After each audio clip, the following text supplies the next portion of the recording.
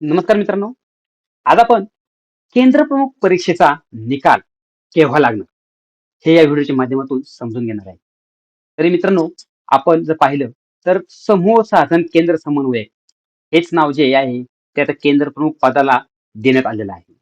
तर ही जी काही परीक्षा आहे म्हणजेच आपण थोडक्यात त्याला केंद्रप्रमुख परीक्षा म्हणूया. केंद्रप्रमुख जी काही परीक्षा आहे ती पदाची परीक्षा 3 आणि 4 फेब्रुवारीला झाली होती. 3-3 शिफ्टमध्ये ही परीक्षा झाली होती आणि ही परीक्षा जिल्हानिहाय झाली होती.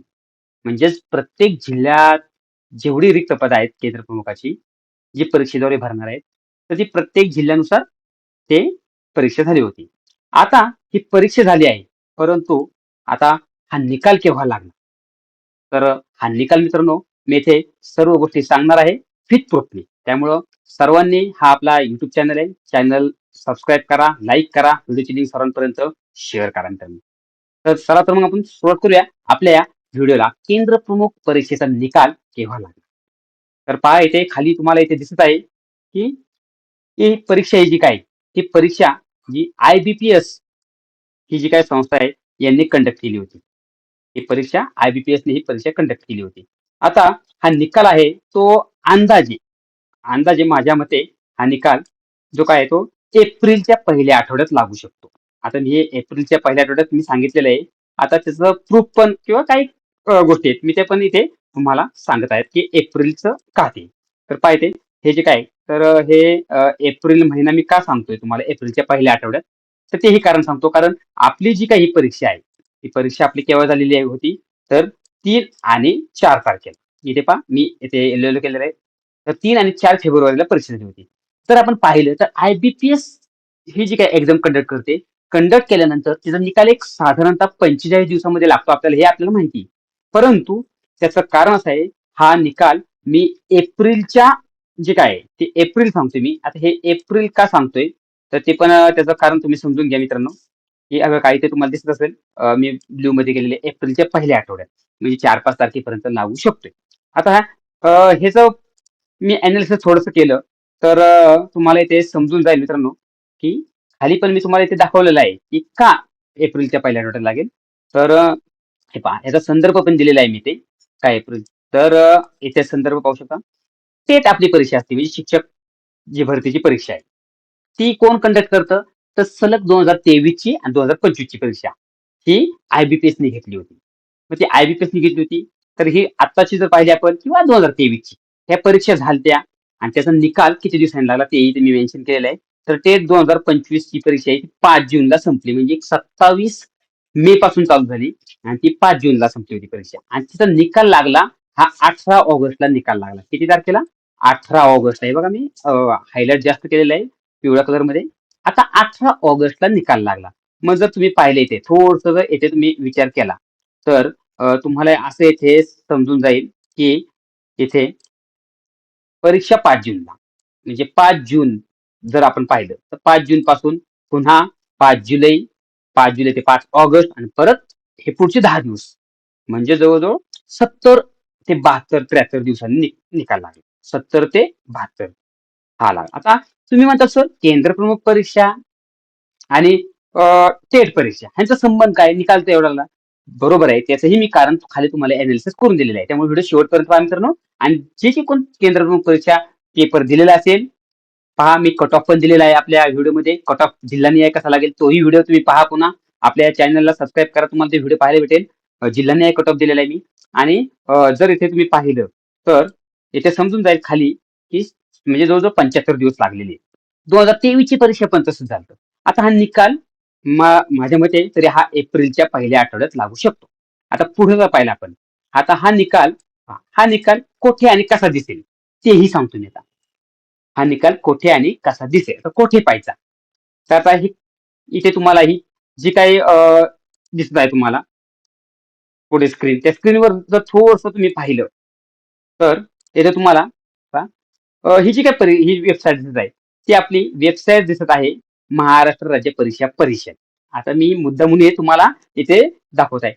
आता हे दाखवताना त्याचा एकच महत्त्वाचा उद्देश आहे इथे, की जी काही परीक्षा झाली होती टेट परीक्षा, ती पण महापरीक्षा बोर्ड ही जी काही आपली परीक्षा परिषद आहे, त्या वेबसाईटवर आपण फॉर्म भरला होता. ती फॉर्म भरताना इथेच त्याची नोटिफिकेशन आली होती. तुम्हाला इथे दिसेल. तर अशा पद्धतीने ही वेबसाईट आहे आणि ह्याच वेबसाईटवरनं आपण केंद्र प्रमुख परीक्षेचा फॉर्म भरला होता. इथे जर पाहिलं तुम्ही तर इथे थोडंसं तुम्हाला खाली इथे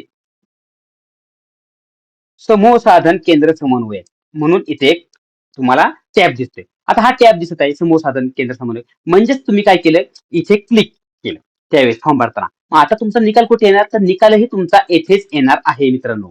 निकालही तुमचा येथेच येणार आहे. त्यामुळे तुम्ही काय करायचं, महाराष्ट्र परीक्षा परिषदेची वेबसाईट ओपन करायचं. त्यानंतर तुम्हाला हा टॅब दिसेल येते समूह साधन केंद्र समन्वय परीक्षा केंद्र प्रमुख परीक्षा 2025 असं दिसेल. आता हे दिसल्यानंतर तुम्ही काय करायचं, त्याच्यावर पुन्हा गेला की त्याच्यावर क्लिक केलं तुम्ही. काय केलं तुम्ही, तर तुम्ही त्याच्यावरती क्लिक केलं. आता क्लिक केल्यानंतर तुम्हाला पुन्हा तुम्ही हे बघा, इथे जर तुम्ही क्लिक केलं ह्या पॉइंटवर, तर तुम्हाला काय होणार आहे, पुन्हा इथे तुम्हाला असा एक टॅब दिसणार आहे बघा. इथे तुम्हाला अपडेटचा टॅब दिसणार आहे. सगळे जे काय आहेत ना अपडेट ते इथे येणार आहे.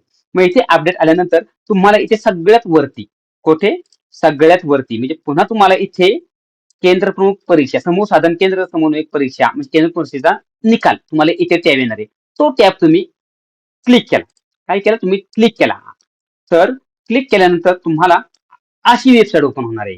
कोणती, अशी म्हणजेच जी काय आहे ना केंद्र प्रमुख परीक्षा म्हणजे IBPS ची बरं का. फक्त इथे काय होणार तुम्हाला, इथे समजून घ्या थोडंसं. इथे तुम्हाला जी काय तिथे तुम्हाला केंद्र प्रमुख परीक्षा समूह साधन केंद्र समन्वयक असा टॅब दिसेल आणि त्यानंतर तुम्हाला येथे जे काय ते तुम्हाला इथे log in ID log in टाकायचे, तुमचं लॉग इन करायचे. त्यानंतर ते पासवर्ड टाकायचे, डेट ऑफ बर्थ टाकायचे, हा कॅप्चा टाकायचा आहे आणि इथे कॅप्चा टाकल्यानंतर क्लिक करायचे. इथे तुमचा निकाल ओपन होणार आहे. इथे निकाल तुम्ही पाहू शकणार आहे. आता येथे निकाल तुम्ही त्या वेबसाईटवर म्हणजे आता काय झालं, जर पुन्हा एकदा मी सांगतो तुम्हाला, तुम्ही काय केलं, तर तुम्ही ती आपली MSCB ची वेबसाईट आहे आणि ती जी काही टेट परीक्षा आहे, टेट परीक्षा पण IBPS ने घेतल्या दोन्ही परीक्षा, त्याची सेम प्रोसेस अशीच होती. म्हणजेच ह्याच वेबसाईटवरनं फॉर्म भरला किंवा नेट निकाल पाहिला आपण. निकाल पाहिल्यानंतर ही जी काय ना ही IBPS ही जी काय ना पेज आहे बरं का, पण इथे महाराष्ट्र परीक्षा परिषद दिलेले आहे, पण डायरेक्ट IBPS च्या वेबसाईटवर जाते आपण.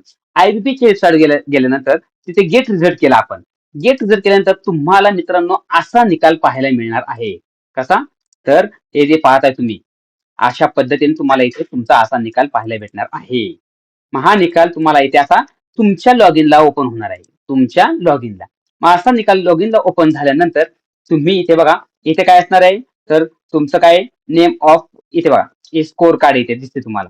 त्यानंतर इथे तुमचं जे काय आहे ना महाराष्ट्र स्टेट काउन्सिल वगैरे असेल तर तुमचा इथे जो नंबर आहे तो असेल, रोल नंबर असेल, तुमचं डेट ऑफ बर्थ येईल, कॅटेगरी कोणती तुमची इथे येईल आणि एक्झाम कधी झाली होती ती पण येईल आणि मार्क ऑफ 10.